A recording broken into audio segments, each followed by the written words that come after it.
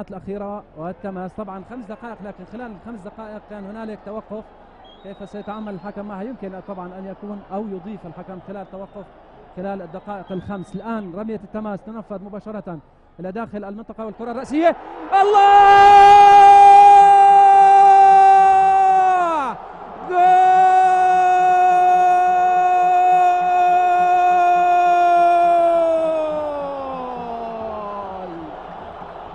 الكرامة يحقق النقاط ال3 في الوقت بدل الضائع.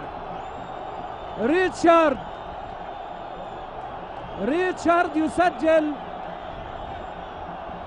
في الوقت بدل الضائع. ريتشارد يعوض ما كان يفعل به فابيو في مثل هذه الكرات. ريتشارد يسجل هدف التقدم لفريق الكرامة مع الدقيقة الأخيرة من الوقت بدل الضائع. على أعصابنا خلال هذه الدقائق. هنالك إصابات وهنالك توقف وهنالك، لكن الكرامة فعلها.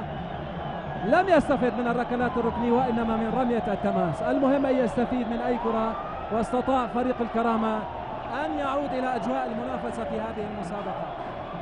يمكن للكرامة أن يكون إن شاء الله في المباريات الأخرى وفي الدور الثاني بشكل ثاني.